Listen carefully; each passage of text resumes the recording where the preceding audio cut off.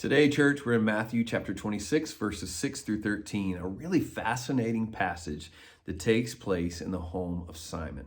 And who is Simon? The Bible calls him Simon the leper.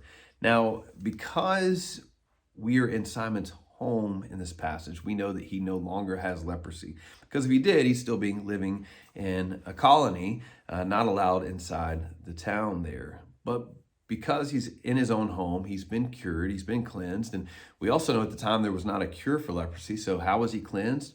Well, we can only put two and two together and say that somewhere along the line, Jesus has healed him. And maybe this is just his way of saying thanks. He's hosting a dinner at his house and has invited Jesus and his disciples. Also there is Mary and Martha and Lazarus. And we're going to really look in depth here at Mary and what she does. But this passage doesn't name her Mary, but in John's gospel of the same account, he tells us who it is. It is Mary, Martha's sister Mary. And what she does is she takes this bottle of perfume, this very expensive bottle of perfume. We know that it's worth like a year's worth of wages, very expensive, a pound of nard. She takes this perfume bottle, she opens it and she pours it all over Jesus' head completely, all of it out. And as she's doing this, the disciples who are nearby, they're seeing it. And the Bible says they become indignant. They cannot believe this is happening. And they begin to say, like, what a waste that she would do this. We could even have sold that and used it, given it to the poor. I mean, they make it so extra spiritual. We could have done all this with it. But they just really couldn't understand why she would have wasted this very fine, expensive perfume. And Jesus puts them in their place rather quickly. And he says, why are you bothering this woman? She has done a noble thing for me. You always have the poor with you, but you do not always have me. We stop right there.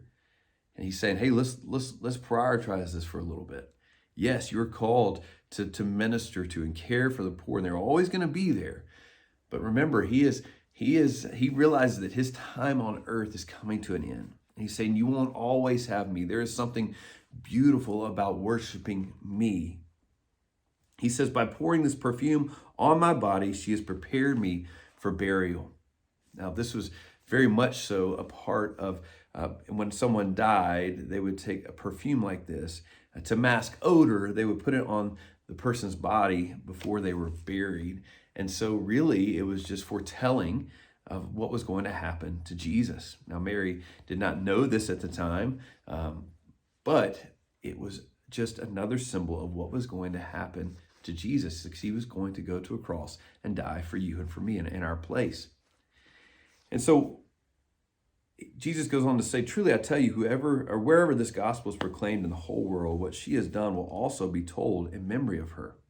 And that's true. Just as we're sitting here today, as you're listening to this and me talk about this story in the Bible, we're remembering Mary and how much of a role she played in just the foretelling of what Jesus' role was, what he came to the earth to do, to die for me and for you. But I want us to think just for a second back to just the act itself. And again, Jesus' own words. He was not saying neglect the poor.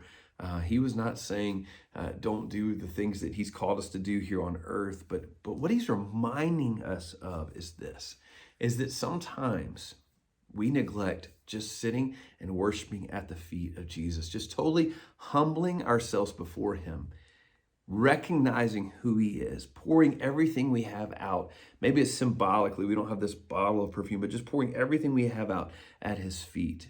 And really, she brought it all. She brought what she had, probably the most prized possession she had, and pours it out onto him, just to be there with him, just to be in his presence, just to honor him, just to tell him who he is.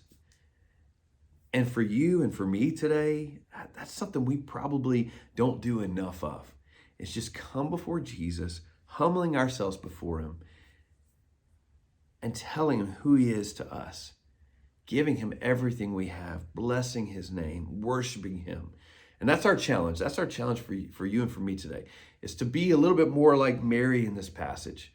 Find those times. Yes, continue to do the things that God's called you to do. Continue to be involved in the ministries he's called you to, for sure, absolutely 100%. But find the time just to be still and sit at his feet and to worship him today.